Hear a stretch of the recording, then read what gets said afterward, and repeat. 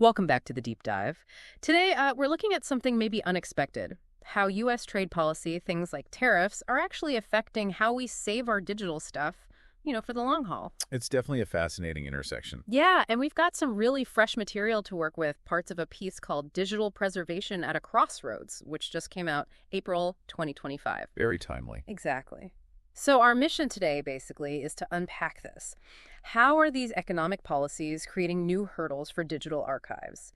And maybe surprisingly, what are some potential ways forward? Including, believe it or not, a look at some older tech. Right. It's about how these sort of big picture economic decisions trickle down and force a rethink in fields like digital preservation. Okay, so let's start with the big picture then. This changing situation with U.S. tariffs, protectionism, it sounds like 2025 brought in these reciprocal tariffs. What does that actually mean in simple terms? Well, the core idea is basically tit for tat. If another country puts a tariff on U.S. goods, the U.S. puts a similar tariff on their goods. It's definitely a shift towards a more, let's say, national-focused economic strategy. Okay. And sources point out, while electronics weren't hit immediately, there's been strong indications actually, that tech tariffs are definitely not off the table. Which creates a lot of uncertainty, I imagine. A huge amount. Especially for the tech sector. And you mentioned tech. I guess the really crucial components like semiconductors are a big worry here. Absolutely. That's a major pressure point. If tariffs land on imported semiconductors, well, that directly impacts the cost of digital storage, processing power, basically the fundamental bits and pieces. So not just a small price bump. No. It could really change the whole economic equation for maintaining digital archives long term. Think about it like the price of digital bricks suddenly shooting way up. Right. And it's not just tariffs, is it? The readings mention a broader move towards tech protectionism. What else is happening? Yeah, zooming out a bit, it's more than just import taxes. We're seeing tighter controls on exporting certain technologies, more careful checks on foreign money being invested in U.S. tech firms. Yeah. And also, government money being channeled into boosting domestic industries, semiconductors again, AI, that sort of thing. And the goal behind all this? Well, the stated aims are pretty clear. Things like reversing industrial decline, making the U.S. the leader in key technologies again, and critically, becoming less dependent on other countries for tech. Reducing dependencies. Okay, that makes sense from a national strategy point of view, but how does this high-level economic stuff actually hit the ground, for the people trying to preserve our digital history? Let's maybe dive into how digital preservation usually works and where the weaknesses might be. Okay, yeah. So digital preservation, it's a really delicate operation. You have organizations like the National Archives, NARI, setting out frameworks. Their current one focuses heavily on keeping the data correct, making sure formats stay usable, security. Yeah. The basics, and they're constantly talking to others in the field, internationally too, and watching the tech industry to keep their guidance up to date. But even with solid plans, there are built-in vulnerabilities. And these aren't just about, say, a hard drive failing, right? The source talks about multi-layered dependencies, physical, logical, conceptual. Can you break that down a bit? Sure. Think of it like levels. First, the physical level. Yeah. The actual bits need to be stored somewhere on some kind of media, like a server disk. Okay, the hardware. Right. Then the logical level. You need software that understands those bits, that can interpret the data according to specific rules or protocols. And software to read it. Exactly. And finally, the conceptual level. Someone, a person, or maybe another system needs to understand what the information means. Oh, okay, so you need all three. You need all three. And the point is, digital stuff depends on all these layers working. If one breaks, the hardware becomes obsolete, the software isn't supported anymore, or even if the context to understand the information is lost, then the whole thing can become inaccessible. It's like needing the right record player, the right needle, and knowing the language the song is in. That sounds, potentially very fragile. And given how global tech is, I'm guessing archives rely a lot on international supply chains for all these layers. Oh, absolutely. Yeah. Servers might be made overseas, software comes from international companies, specialized preservation tools often rely on global collaboration. Right. And this dependency creates risks. What if the company providing the software changes direction or funding gets cut? Or the big one, the technology just becomes obsolete. These are constant worries for digital preservationists. Okay, so now connecting the dots. These new tariffs and protectionist policies could really throw a wrench in the works here. What are the most immediate impacts we might see? Well, the most obvious one is cost, Yes. straight up. Technology generally gets cheaper over time, Moore's law and all that. Right, right. But tariffs can basically cancel that out or even reverse it. Archives might suddenly have to pay significantly more for the same storage capacity or processing power. And there was some analysis mentioned suggesting quite a big hit. Yeah, one analysis suggested a potential average loss of like $3,800 for consumers from the 2025 tariffs. Now imagine scaling that up for the specialized, often high-volume tech needs of an archive. It could mean serious budget pressure. It's not just the price tag either, is it? It's also about just getting the stuff, reliability of supply. Exactly. Supply chain disruption is a huge concern.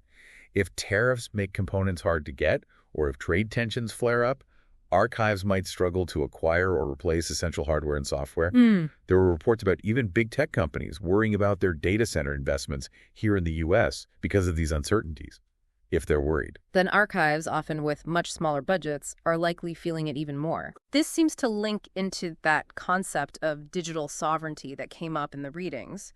What does that mean in this context, especially for, say, government archives holding really crucial national records? Digital sovereignty is essentially about control, having control over your own digital infrastructure, your own data. For a government archive, that's paramount.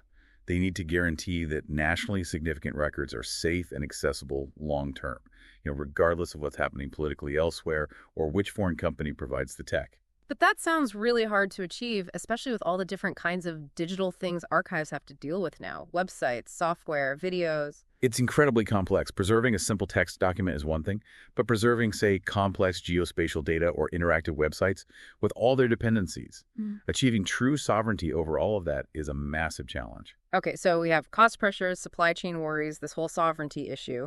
And then, as if that wasn't enough, the article brings in another major threat, cybersecurity, specifically ransomware. Yeah, that's the other big shadow looming over all of this. Ransomware.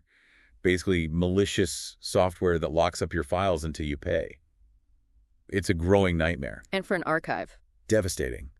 Potentially catastrophic. Imagine years, decades of careful preservation work just gone, encrypted, inaccessible, historical records held hostage. It could undermine the entire mission of the institution. That's genuinely terrifying. And I know their standard advice scan for vulnerabilities, update software, but the article seemed to really emphasize offline backups. Yes, and that's a crucial point. Having backups that are completely disconnected from the network, ideally encrypted too, is seen as a vital last line of defense against ransomware.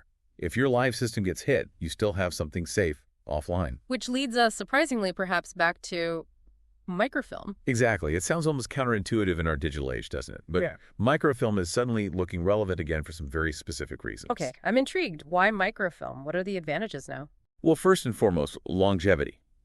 It lasts an incredibly long time. We're talking potentially 500 years for polyester-based film, according to archival sources. Compare that to digital media, which needs constant attention, migration, checking. Wow, 500 years. That's stable. Extremely stable. And then there's security. Right, you can't hack a roll of film. Precisely. It's inherently immune to digital threats like ransomware or viruses. It's physically separate. It's an analog, tangible thing in a world worried about intangible threats. Think of it as the ultimate air gap. But isn't it, slow, clunky to use compared to searching a database? That's the common perception. But modern microfilm tech has evolved. There are sophisticated readers and scanners now that can bridge that gap. You can create digital copies from the microfilm when you need them for access or searching. Ah, okay, so it's not necessarily an either. Not at all. It allows you to use microfilm for its strengths, long-term secure storage, but still provide digital access when required. So looking at the current challenges, tariffs, supply chains, cyber threats, microfilm, starts to look like a potentially smart strategic move. It offers independence from some digital supply chain issues. It's secure against digital attacks, lasts forever, and maybe the costs are more predictable. That's the argument, yes. It's a different kind of resilience. Which brings us neatly to this idea of hybrid preservation, using both digital and analog. Exactly. It's not about ditching digital. It's about being smarter, using the strengths of both. Building on past investments, maybe, but also harnessing digital accessibility. Finding the right balance. Right. There's a great quote highlighted from someone at the National Archives basically saying technology isn't the answer, it's just tools. The key is using your tools wisely. Selecting the right tool for the job. So what would that look like in practice? How would an archive actually do hybrid preservation? Well, several ways. You might put less frequently accessed records, the ones you need to keep safe for centuries, onto microfilm. Okay, the deep archive stuff. Right. While keeping more actively used records digital for easy access. Or you could digitize older microfilm collections to make them more accessible online. It's also about risk assessment. Using frameworks, maybe like NARA's risk matrix, to figure out which records are most vulnerable digitally and might benefit most from having a microfilm backup. And maybe having both for the really critical things. Redundancy. Absolutely. Redundancy across different formats and systems is key. A digital copy and a microfilm copy for the crown jewels, so to speak. And what about the cost? Is microfilm actually cheaper in the long run? It can be, potentially. While there's an upfront investment, the long-term costs of maintaining digital archives, constant hardware upgrades, software licenses, format migrations every few years can really add up. Right. The ongoing maintenance? Microfilm, once created and stored properly, has very low ongoing costs. Its sheer longevity can make the total cost of ownership much lower over decades or centuries compared to purely digital. This brings us back around to that digital sovereignty idea again and building systems that are resilient, less dependent maybe. If global digital supply chains are shaky, what else can archives do? Well, one approach is embracing open source preservation software. Tools like Archivematica, for example, are built on open standards, which means you're less locked into a single vendor or proprietary system that could disappear or become restricted. Okay, avoiding lock-in. Yeah. And then there's the idea of supporting domestic technology development, creating more local options. Adhering to international standards like OAIS also helps ensure interoperability and reduces reliance on specific, potentially vulnerable technologies. And microfilm fits into this resilience picture too, doesn't it? It does, in a fundamental way. Because it's human readable, you just need light and magnification. Basically, it doesn't depend on complex, potentially obsolete digital systems. It's resilient against technological change and, to some extent, geopolitical restrictions on technology access. It's a baseline security. So, if we were to boil this all down, what are the key takeaways? The main recommendations for archives and similar institutions facing this tricky landscape. Okay, let's summarize. First, really consider risk-based hybrid strategies. Use microfilm strategically for long-term stable stuff. Keep digital for access. Right. Second, don't dismiss microfilm tech. Actually invest in modern systems for critical records because it's durable and secure.